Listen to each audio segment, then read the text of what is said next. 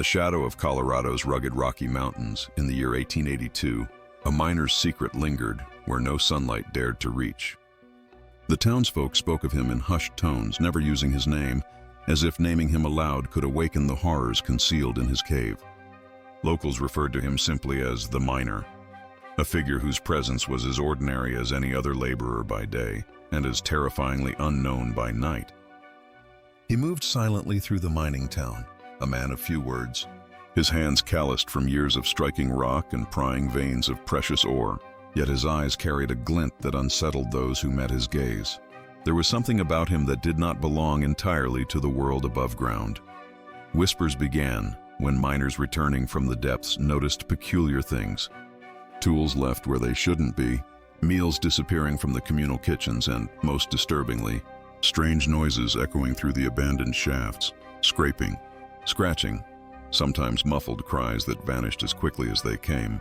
The miner never spoke of his cave, and when pressed, he only offered a cold, calculating stare. Those who ventured too close felt an inexplicable chill, as though the mountain itself rejected their presence. This story begins not in the sunlight, but in the darkness of human obsession, fear, and isolation. For the miner, the cave was more than a shelter or a workspace. It was a private world governed by rules incomprehensible to outsiders. Inside, he pursued rituals and habits so foreign to the townspeople that speculation ran rampant. Some believed he was merely eccentric, a man too consumed by the harsh demands of mining life. Others whispered darker notions, suspicions born of the silence that hung around his solitary figure. By 1882, rumors had crystallized into a single terrifying idea. The miner had secrets far beyond normal human conduct. There were no known family ties. His arrival in the area had been quiet, and records of his origin were vague, fragmented by time and negligence. He lived at the edge of town, in a small, crumbling cabin whose walls carried the smell of damp stone and unwashed work clothes. Children avoided the place, not because of any tales told directly to them, but because fear has a way of passing from parent to child in instinctual, wordless warnings. Animals, too, seemed to sense something unnatural. Dogs growled and shied away from his door, and even horses refused to approach his stable. The first signs of his secret came not from witnesses, but from the mine itself. One night, a team of miners following a routine inspection found an odd collection of bones wedged deep within a narrow tunnel. At first, they thought these were remnants of past cave collapses or animal remains, yet the shapes were too orderly, too deliberate. And then, faintly, the smell reached them, a coppery tang that clung to the walls and the air like a shadow. Fear anchored their feet, and the knowledge of what they might discover, if pursued further, froze them in place. No one spoke openly, but the rumors spread like wildfire. A man who mined by day and something else, something darker, by night. The miner himself was observed in strange behaviors that defied explanation. He appeared to take nothing from town markets, often scavenging or storing supplies in peculiar ways, moving with deliberate precision. Those who followed him surreptitiously reported seeing him enter hidden crevices in the mountain, carrying sacks that seemed unnaturally heavy, their contents unknown, their purpose unspeakable. Every trace he left behind was a whisper of his other life, a life the townspeople could neither understand nor confront directly. Even law enforcement, limited as it was in the 1880s frontier, could find no evidence sufficient for accusation. The man was careful, meticulous, and terrifyingly cunning in his discretion. The tension among the miners and townsfolk grew, a mixture of fear, fascination, and helpless curiosity. What was this secret he protected so zealously? The cave, hidden deep beneath the earth, became a symbol of unknown horrors, a locus where reality and imagination intertwined in unsettling ways. By now, the town itself seemed to acknowledge the presence of the cave without ever naming it. Stories spread of miners disappearing temporarily, returning with haunted eyes, too afraid to speak but unable to deny what they had seen. A solitary horse left unattended would return with a broken bridle, as if a silent force had tested its limits. One evening, the flickering light of a lantern revealed a figure crouched in the shadow of the cave entrance, motionless, watching the town, observing its unease. The miner existed in a liminal space between the known and the forbidden, a figure at the intersection of survival, obsession, and a darkness that could not be fully comprehended. The truth, as it would later be partially uncovered, was more horrific than any tale spun in frightened whispers. The miner's cave was not merely a shelter. It was a private theater of grotesque practices, rituals born of extreme isolation, and a mind unbound by the moral and social codes of the town above. Each object, each arrangement, each trace of his subterranean life testified to a man who had surrendered completely to something primal, something hidden within the mountain's veins and mirrored in his own psyche. For those first who glimpsed the cave, for those who dared even to imagine its depths, the miner became a legend of the Colorado frontier, a cautionary story whispered on cold nights. His secret was an enigma, a silent warning about what humanity could conceal when removed from society's gaze. And though history would eventually record fragments, the full extent of what lay beneath that rocky facade would remain, for a time locked in the silent darkness, waiting for those bold or foolish enough to uncover it. In 1882, Colorado was a land of extremes, a frontier shaped by its rugged mountains, sudden rivers, and sparse yet determined settlements. The discovery of gold and silver decades earlier had transformed the region from a quiet territory into a mosaic of mining towns, scattered along narrow valleys and clinging to steep hillsides. Towns like Leadville, Central City, and the smaller, lesser-known settlements where our miner lived were bustling hubs of ambition and desperation, where the promise of wealth collided with the harsh realities of frontier life. Every street, every mine shaft, and every log cabin carried the weight of human endeavor against an unforgiving landscape. The miners themselves were a diverse and transient population. Many were recent immigrants from Germany, Ireland, and the British Isles, drawn by the siren call of mineral wealth. Others were Americans displaced from the East by economic hardship or the lure of adventure. Life in these towns was defined by labor and survival. A day in the mines could begin before sunrise and extend long past dusk, with men striking rock, hauling ore, and descending into shafts where the air was thin and the risk of collapse constant. Accidents were commonplace. Injuries, infections, and even deaths were daily reminders of the unforgiving nature of the work. Mining towns, however, were more than workplaces. They were microcosms of society, complete with hierarchies, social rituals, and a fragile system of law. Saloon keepers, blacksmiths, shopkeepers, and pastors all played roles in maintaining a semblance of community amidst the chaos. Families were often separated, with men living in boarding houses or temporary shacks near the mines, while their wives and children resided in modest homes elsewhere. Communication was limited to letters or infrequent trips to nearby towns, and news traveled slowly, filtered through word of mouth or the occasional newspaper. Despite the roughness of life, miners and townsfolk developed customs and codes to maintain social cohesion. Workplaces had informal rules of conduct, and the harshness of the environment often demanded cooperation. Shared labor meant shared responsibility, and mutual aid was not merely charitable, but necessary for survival. A collapsed shaft or a sudden snowstorm in the mountains could claim lives in hours, and the towns relied on each other to endure the elements. This necessity created a strong sense of identity, but it also fueled suspicion of outsiders, particularly those who operated alone or deviated from social norms. The culture of secrecy and privacy in mining communities was intertwined with both survival and fear. Tunnels were often privately claimed, mapped in secret, and defended jealously. Knowledge of the terrain, the location of veins, and the behavior of local wildlife was a form of power. Miners who ventured alone into unexplored areas were viewed with a mixture of awe and unease. A solitary figure could be admired for his skill and bravery, yet also regarded with suspicion, especially if he exhibited behaviors outside accepted norms. Such was the case with the miner whose cave would later shock the region. His reclusiveness and meticulous secrecy made him an object of fascination, but it also primed the community for fear when odd events began to occur. The broader historical context of Colorado in the 1880s also shaped the social lens through which the miners' actions would later be interpreted. Post-Civil War America was a nation still healing from internal conflict, grappling with economic disparity and regional migration. Westward expansion brought people into proximity with landscapes that were both beautiful and dangerous, fostering a mythology of the frontier as a place of both opportunity and menace. This mythology influenced perceptions of morality and abnormality. An individual who lived at the edge of society, especially one whose habits were secretive or extreme, could easily become the subject of both rumor and moral panic. Medical knowledge and scientific understanding were limited, and mental health was poorly understood. Many behaviors now recognized as psychological disorders were interpreted through a lens of superstition, morality, or religious judgment. Communities relied on pastors, midwives, and local healers to explain illness and behavioral anomalies. Conditions such as extreme isolation, obsessive behaviors, or violent tendencies were often framed as moral failings, divine punishment, or evidence of possession. In this environment, a man who lived alone in the mountains and displayed unusual patterns of behavior was automatically a figure of suspicion.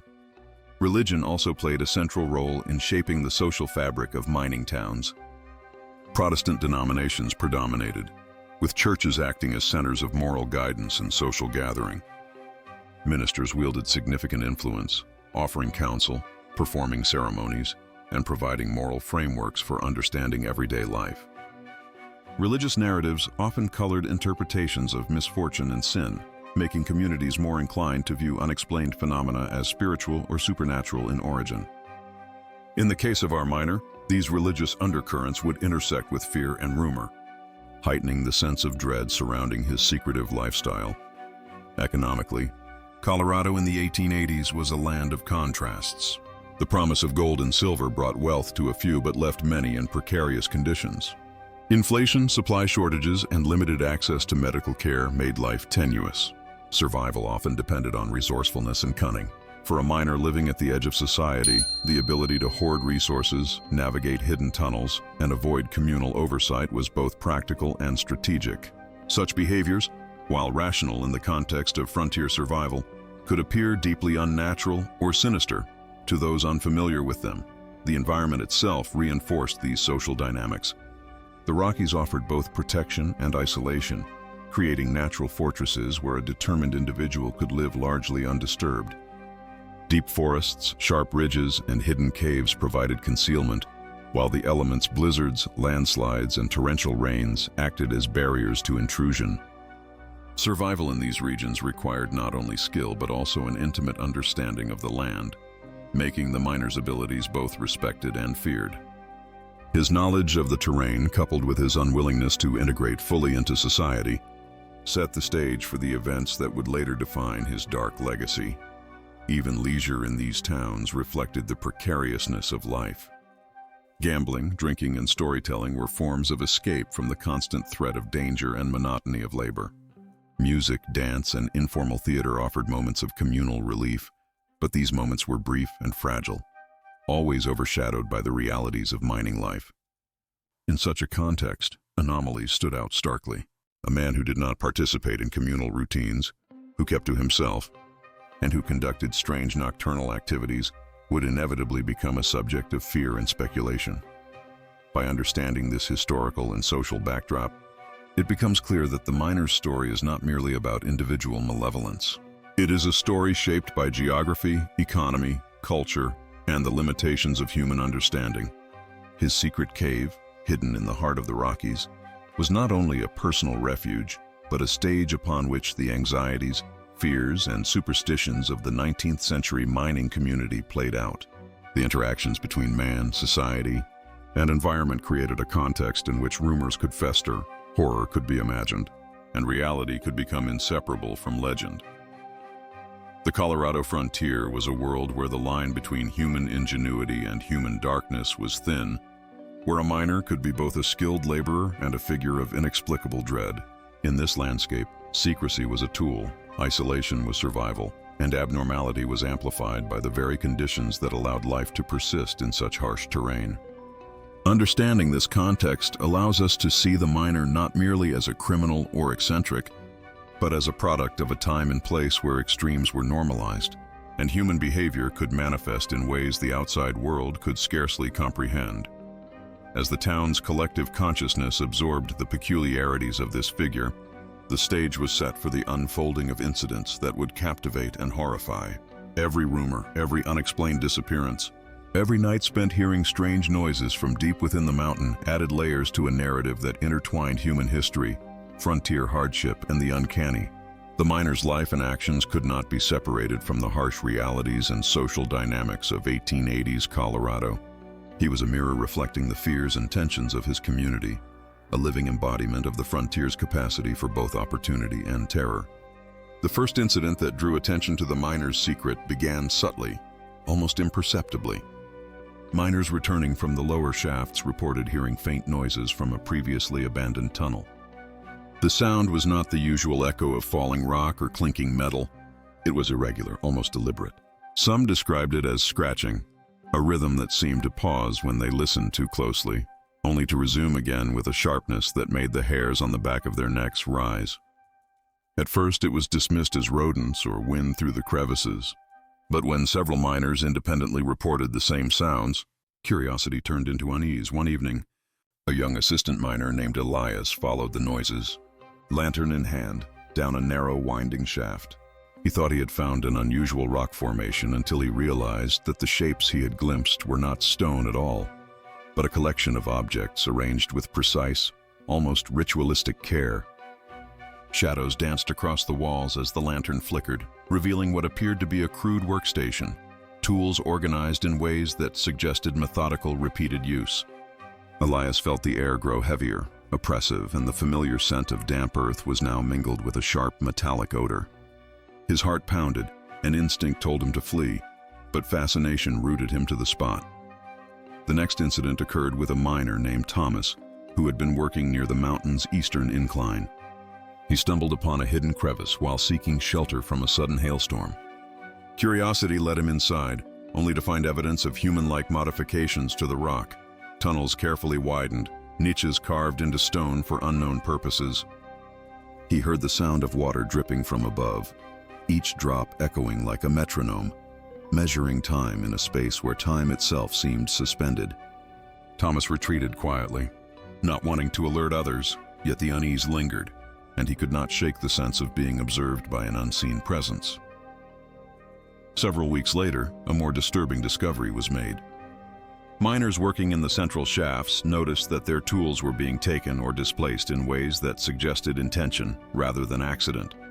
Picks and shovels left leaning against the walls would be found carefully stacked in the next shaft over. Personal belongings, lunch pails, gloves, a coat would vanish for hours, sometimes reappearing in locations that defied logical explanation. Suspicion began to focus on the solitary miner, though no one had concrete evidence. His routine remained rigid. He appeared at the mine entrance at dawn, disappeared into the tunnels, and returned at dusk, carrying heavy sacks whose contents remained unknown. The most alarming incident occurred one bitterly cold night when a team of miners was trapped in a small collapse in the lower levels. While the men struggled to free themselves, faint scratches echoed from deeper within the mountain. One of the trapped miners, Jacob, described hearing low, deliberate sounds, almost like a slow scraping of metal against stone, yet rhythmic, as if someone or something was performing work in the shadows. When they finally managed to escape, they spoke of feeling watched, a sensation that clung to their skin like frost. The miner himself was never seen during the event, and when questions were raised, he offered no explanations, only a blank, unreadable stare. Another incident involved a solitary wolfhound, a dog belonging to one of the town's blacksmiths. The dog had been trained to track and retrieve, yet it refused to enter the area near the hidden cave. It would circle, growl, hack at the earth, and then retreat, shaking violently. Observers noted that even the harshest commands could not sway the animal. One evening, lanterns cast flickering light across the cave entrance, revealing a shadow that moved with deliberate slowness. The miners reported that the dog whimpered but did not run, as if bound by something beyond understanding. The miner appeared shortly after, carrying sacks that emitted a faint coppery odor, and moved with mechanical precision, avoiding eye contact with anyone. A week later, a minor collapse in a lesser-used shaft unearthed traces of what seemed like tools not used for mining, but for precise cutting. Shovels and axes bore unusual marks, edges dulled in ways inconsistent with normal ore extraction. Local healers and doctors were called to examine the scene. Their analysis, rudimentary by modern standards, suggested prolonged contact with materials not typical in mining work. Chemical smells lingered in the air, and despite ventilation efforts, an oppressive atmosphere persisted, almost sentient in its weight. The townspeople whispered about rituals, perhaps occult in nature, but no one dared approach the miner directly.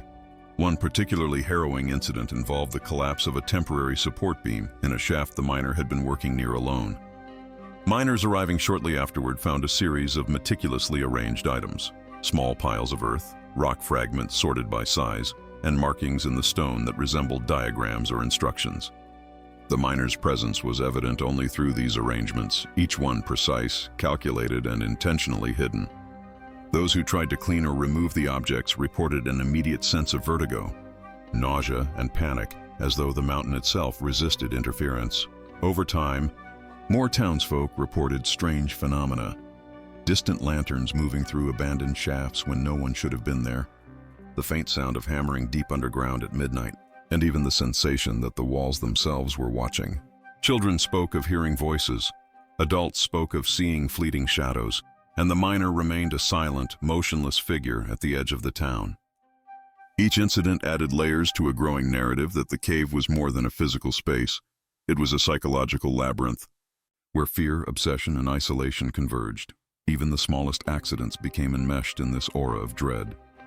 A miner accidentally dropped his pick into a narrow fissure, and when he retrieved it, he found strange notches carved into the handle, precise and deliberate, as if someone had marked time or created a record of events. A lunch pail left unattended was discovered in the cave's outer chamber, cleaned and neatly placed atop a rock ledge. Observers began to speak of the cave as a sentient space, responding to trespassers, shaping experiences to induce fear and uncertainty. Yet not all incidents were external. The miner himself displayed behaviors that reinforced his aura of menace and mystery. He appeared at unusual hours, sometimes carrying heavy sacks filled with indistinct contents, disappearing into tunnels where no one dared follow. Lantern light revealed only glimpses of movement, shadows bending, objects shifted, tools arranged with precision. Neighbors described seeing him speaking softly to himself, gesturing in ways that suggested private communication, rituals unknown to those outside the cave.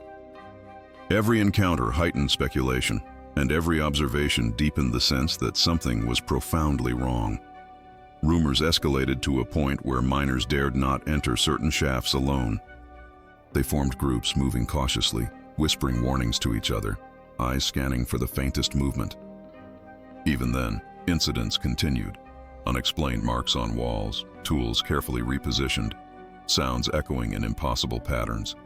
One miner, investigating a distant part of the mountain, reported hearing what he described as metal singing against stone, a sound that caused immediate vertigo and left him unable to speak for several hours. The events, though fragmented, converged into a pattern that could not be ignored. By the end of the year, the incidents had formed a narrative that the townspeople could not fully articulate. The miner's cave had become a locus of fear, a place where the ordinary rules of work, safety, and social conduct seemed suspended. Each event, whether minor or profound, contributed to a tapestry of tension, scratches and notches. Displaced tools, mysterious odors, shadows, and lanterns moving without origin, animal behavior that defied explanation. The miner himself remained enigmatic, neither fully present nor absent, always operating just beyond the threshold of human understanding. The culmination of these incidents did not require overt violence. The horror lay in anticipation, in subtle cues, in the uncanny precision of the miner's hidden life. Shadows shifted unnaturally, objects moved without touch, the air grew thick with expectation, and the mountain itself seemed alive. Those who dared to observe felt the cave's influence long before any concrete evidence appeared. Fear, as the miners came to understand, was an instrument, wielded with quiet, relentless efficacy.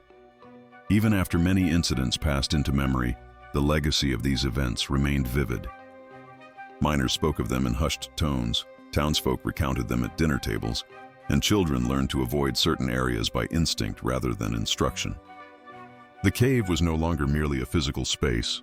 It had become a symbol of unknown depths, a repository of human isolation and obsession, a reflection of the darker possibilities lurking within both landscape and mind. Word of the miner's strange behaviors and the incidents surrounding his cave spread slowly at first, filtered through whispers in the saloons, the general store, and the dusty streets of the mining town. By the time the events reached the local newspapers, the story had already grown in the imagination of those who lived nearby. Headlines spoke of the solitary miner and his mysterious cavern, or strange noises beneath the mountain, never providing names, yet capturing the attention of a community already attuned to danger and superstition. Each report was written with caution, often emphasizing the uncertainty of the claims, while subtly stoking curiosity and fear. Families closest to the miner struggled with conflicting emotions. On one hand, he was a neighbor, a human presence who shared the same town and economy. On the other, he had become an enigma whose actions defied explanation.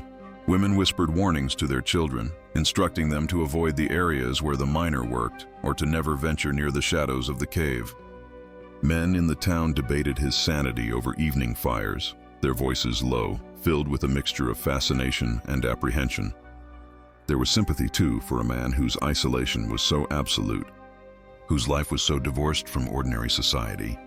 Yet fear consistently outweighed empathy.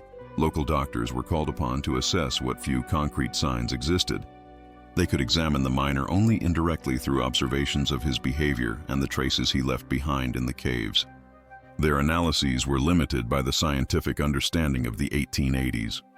Mental health as a field was rudimentary, often conflated with moral judgment, superstition, or religious interpretation. Some doctors speculated that the miner suffered from severe obsessive-compulsive tendencies, or perhaps a form of psychosis triggered by prolonged isolation. Others offered more mundane explanations, that the miner's behaviors were adaptive responses to a harsh, dangerous environment, a methodical approach to surviving a frontier life where social oversight was minimal. Yet even the most rational assessments could not fully account for the precision of the patterns observed or the subtle, pervasive sense of dread the cave inspired. Pastors and religious leaders in the town weighed in as well, often interpreting the events through a moral lens. Sermons warned of the dangers of isolation and the necessity of community oversight, suggesting that the miner's seclusion had allowed sin, or perhaps even evil impulses, to take root. Some believed that the cave itself was a place of spiritual contamination, a locale where the natural order of human conduct was subverted. Prayer gatherings were sometimes convened, not directly to confront the miner, but to protect families from the unseen influences that seemed to radiate from the mountain's depths. Religion offered both an explanation and a coping mechanism, allowing townspeople to frame fear in familiar moral terms. Neighbors and fellow miners expressed a mix of incredulity and genuine concern. Many recounted seeing the miner behave in ways that seemed ritualistic or unnervingly precise. Yet no one had witnessed acts of overt violence. The unease stemmed from his ability to manipulate space and objects within the cave without explanation, the mysterious sacks he carried, and the unaccountable sounds that echoed through the tunnels. Some miners reported dreams disturbed by the cave, an unconscious reflection of fear transferred from waking observation to the subconscious mind. Others described a lingering tension in their chests or an inexplicable chill when in proximity to the miner's territory. Psychology, though primitive, offered a framework. These were projections of fear and expectation, amplified by the harsh environment and collective anxiety of the community. The role of the press further shaped the narrative. Local newspapers published accounts that were both factual and speculative, including testimonies from miners and townspeople. Articles described the miner's cave, his odd routines, and the growing unease among the community, often embellishing minor incidents into larger patterns of mystery. These reports, circulating beyond the immediate town, contributed to a reputation that merged observation with legend. Letters to the editors reflected a public divided between rational curiosity and instinctive dread. The combination of eyewitness accounts, medical commentary, religious framing, and newspaper dissemination created a feedback loop, reinforcing fear while simultaneously giving the miner a platform he never intended. Some families attempted direct intervention, offering food, company, or conversation, in hopes of coaxing the miner into more conventional social behavior. These attempts were met with polite avoidance or complete silence.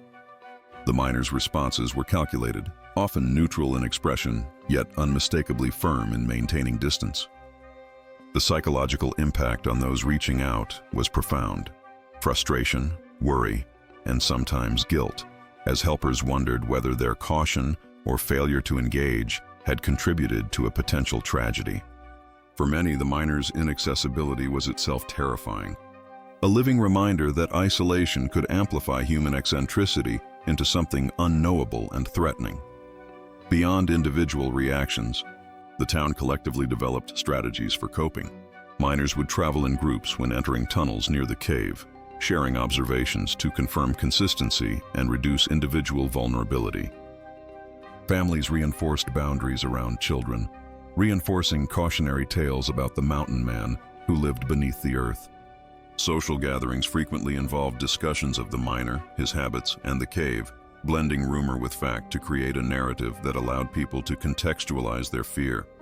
These conversations were both practical and psychological, serving as a mechanism for community cohesion in the face of inexplicable circumstances. Scientific thinking of the era provided another lens, albeit a limited one. Some observers suggested that the miner's behaviors could be explained through naturalistic causes. The echoes and noises were products of geological conditions. The objects arranged in the cave reflected practical solutions to storage and organization. His isolation was a rational response to danger, cold, and limited resources. Others argued that these explanations could not account for the uncanny regularity, the almost ritualistic manner in which objects were manipulated, or the lingering sensations of threat reported by those who entered the cave. The tension between rationality and the unknown became central to the town's understanding, creating a psychological environment where suspicion and respect coexisted uneasily. Letters and journals from the period illustrate this duality. One anonymous miner wrote, "I have walked the shafts alone and found objects moved, tools sharpened, arrangements that make no sense to a man of reason. Yet the miner himself walks calmly, as if nothing has occurred. I do not know whether to fear him or admire him." Another diary entry described the sensory impact of the cave. "The air is thick. The walls seem to close in, and the sound of scratching follows even when no one is there. I cannot explain it, and neither can the doctor. We all speak in whispers about what lies beneath." These documents reveal the blend of observation, imagination, and psychological tension that defined the community's engagement with the miner. By combining medical speculation, religious interpretation, community observation, and media dissemination, the miner's story evolved into a multifaceted legend. His secrecy, precision, and isolation created a focal point for fear, curiosity, and reflection on human behavior under extreme conditions.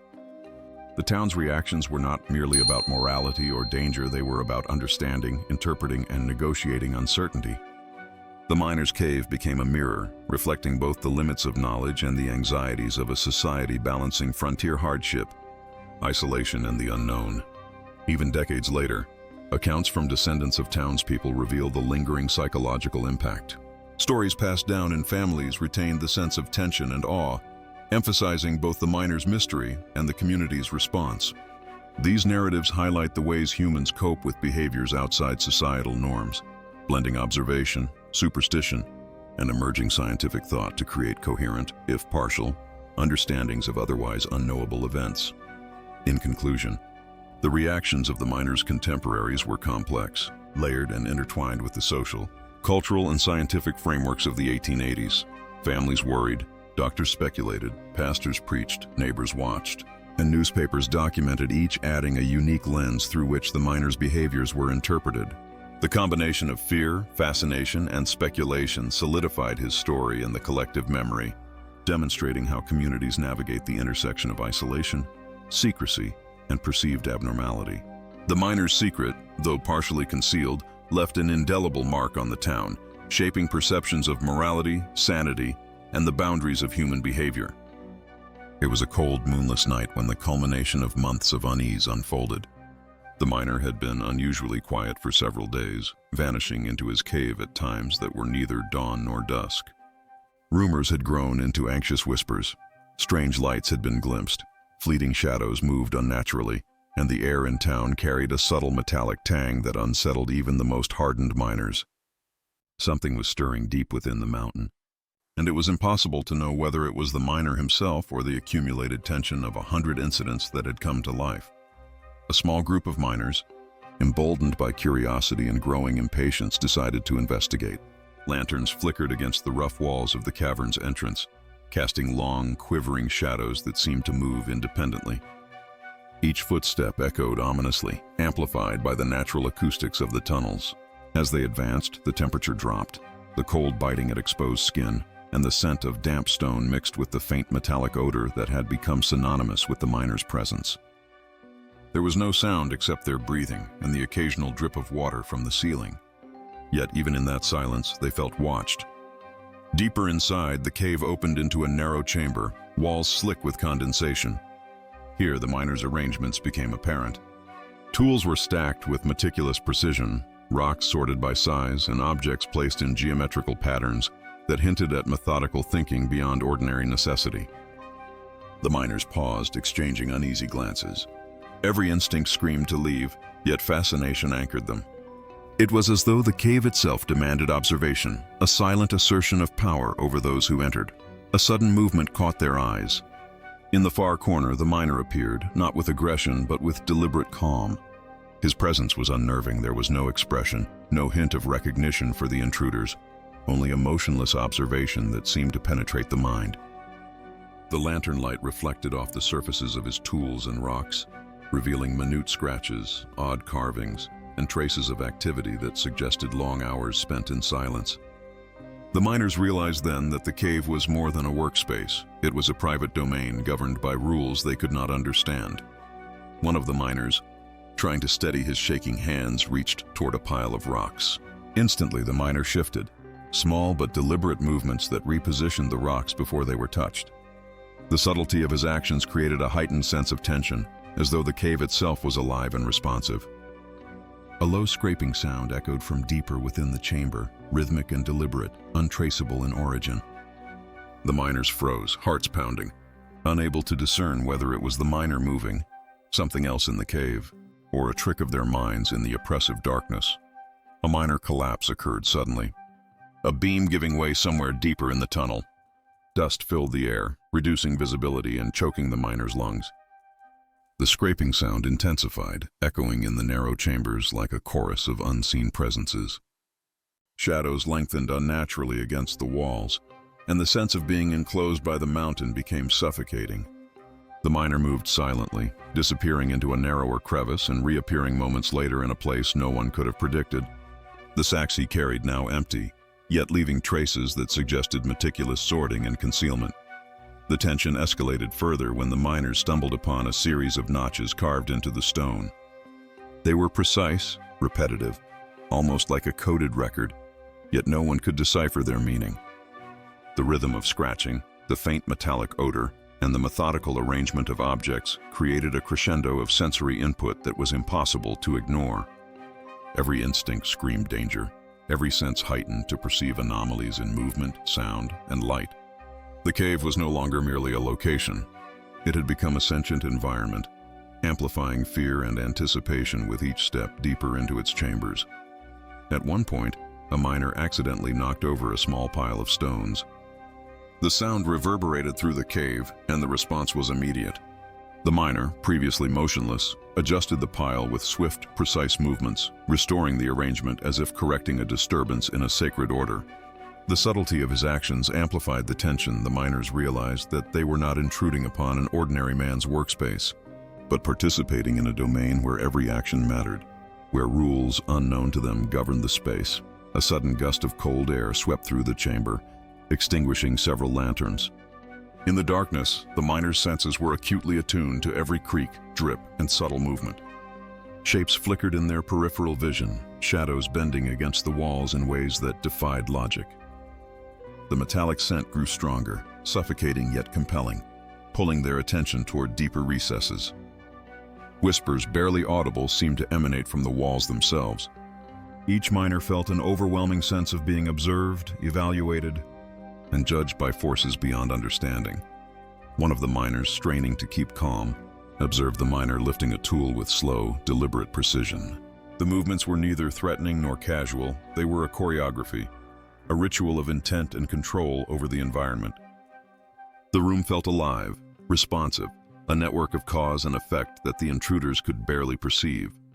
Every action they took was measured against this silent, methodical order, and the psychological tension reached its peak. Fear became a tangible presence, pressing against their chests, quickening their breath, and heightening every perception. As the night deepened, the sequence of events became almost dreamlike. The miners were no longer sure of time. Shadows shifted in ways that challenged their perception. Sounds of scraping and shifting echoed from indeterminate sources, and the miner appeared and disappeared as though he were a part of the cave itself. The cumulative effect of these incidents, the precise arrangements, the rhythmic noises, the oppressive atmosphere created an apex of suspense, where anticipation and dread merged into a single, all-consuming experience. Ultimately, the miners retreated, not out of choice but necessity. The psychological impact of the cave had reached a point where rational thought was overpowered by instinctive fear. The miner remained, silent, methodical, his domain undisturbed except for the brief, fleeting presence of the intruders. The cave, the objects, the shadows, and the miner's actions formed an intricate tapestry that would leave an indelible mark on all who had witnessed it. The climax was not a moment of violent confrontation, but a culmination of tension, precision, and the unknowable. When the miners returned to the town, their retelling was fragmented, filled with pauses, glances, and an urgency that conveyed more than words could describe. Families listened with a mixture of fear and fascination.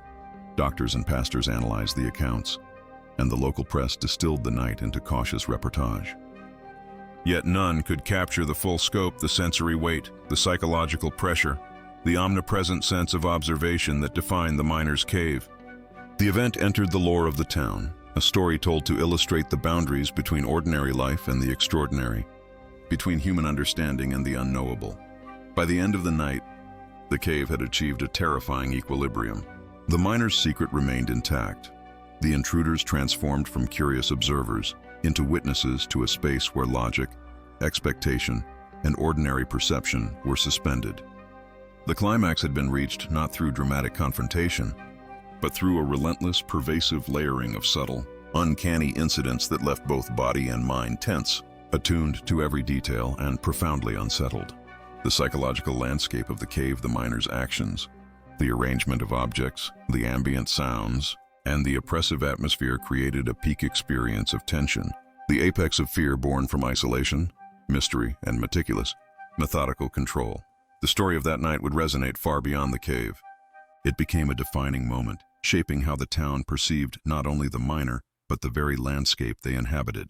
The Rocky Mountains, already harsh and unforgiving, were transformed in the collective imagination into a place where the ordinary laws of life could be suspended, where isolation could breed obsession, and where human ingenuity could intersect with unknowable darkness. The climax was both a personal confrontation and a communal reflection, a testament to the miner's mastery over his environment and the limits of human perception when confronted with the unknown.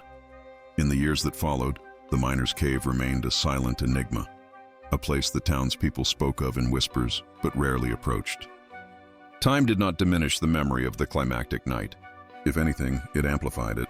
Stories passed down from miners to their children carried a sense of awe and apprehension, a cautionary tale about the limits of human understanding and the consequences of prolonged isolation. The miner himself disappeared from public view, leaving only the echoes of his meticulous work and the lingering atmosphere of his hidden domain. Families closest to the miner were left with unanswered questions. Neighbors recounted fleeting glimpses of lantern light, the sound of scraping in the distance, or the faint metallic odor that sometimes crept through the town's streets. Children grew up with the story as part of their education, in fear and unspoken lesson about curiosity, caution, and respect for the unknown. Adults wrestled with a mixture of guilt, fascination, and anxiety, questioning whether their observations had intruded upon a private world or inadvertently contributed to the miner's isolation. The ambiguity of his existence created a persistent tension between empathy and dread, curiosity and caution. Medical speculation continued, even as understanding of mental health remained limited. Some doctors theorized that the miner had suffered from a rare psychological condition, exacerbated by solitude, obsessive behavior, and extreme environmental stress. Others suggested he exhibited early signs of neurological disorders, which, when combined with the extreme isolation of frontier life, produced behaviors that were perceived as uncanny or threatening. These interpretations offered rational explanations, but they could not fully account for the intensity of the experiences reported by miners or the meticulous precision of his underground activities.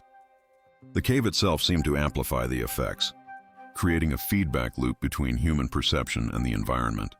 The local press occasionally revisited the story, though details were sparse and carefully phrased. Articles emphasized mystery over speculation, highlighting the miner's disappearance and the enduring aura of the cave. Readers were left to ponder the unseen mechanisms at work, the subtle arrangements, the rhythmic noises, the faint odors, and the shadows that moved without apparent cause. Over time, the miner became less a person and more a symbol, a representation of the unknown, a living testament to the limits of observation and understanding. Religious interpretations persisted as well. Ministers reminded their congregations of the moral and spiritual lessons inherent in isolation, secrecy, and obsession.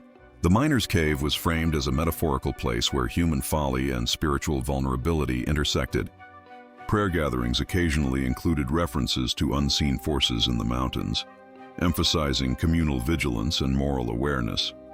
In this way, the miner's presence continued to shape the town's culture long after he had ceased to be seen, an invisible influence on the collective conscience. Psychologically, the story of the miner became a lens for understanding fear itself. Scholars and local observers alike noted that the incidents surrounding the cave created heightened states of vigilance, expectation, and tension. Even decades later, descendants of the miners described an inexplicable wariness when passing near the mountain, a residual imprint of the events their forebears had witnessed. The cave functioned as both a physical and mental space, where fear was tangible, carefully constructed, and impossible to ignore. It exemplified how environment, behavior, and imagination could converge to create experiences that transcended ordinary understanding. Speculation about the miner's fate was widespread and persistent. Some believed he had perished quietly within the mountain, his cave collapsing in secret. Others theorized that he had left the area deliberately, seeking further isolation in a more remote location, taking his methods and habits with him. A few maintained that he might still be alive, somewhere within the Rockies, observing silently, continuing his meticulous rituals out of sight of human society. Each possibility carried its own unsettling implications, and none could be confirmed. The ambiguity ensured that the legend of the miner endured, perpetuated by imagination, memory, and the palpable tension left behind in the town. The miner's cave also became a subject of reflection on human behavior and society. His life, hidden yet impactful, demonstrated how isolation could amplify tendencies toward meticulous control, obsessive routines, and unconventional practices. It highlighted the vulnerability of communities confronted with the unknown and the ways in which collective anxiety can transform observation into legend. In a sense, the miner's secret was never fully his alone. It existed in the shared perception of the town, in the stories passed through generations, and in the ongoing dialogue between fear and understanding. For historians, psychologists, and curious observers, the tale offered lessons in both caution and insight. The events underscored the intersection of environmental stress, human psychology, and social perception, providing a case study in how extreme conditions and isolation can produce behaviors that challenge conventional interpretation. The miner's cave was more than a physical location. It was a nexus of human experience, where survival, curiosity, and imagination collided in ways that left enduring marks on both individual and collective memory.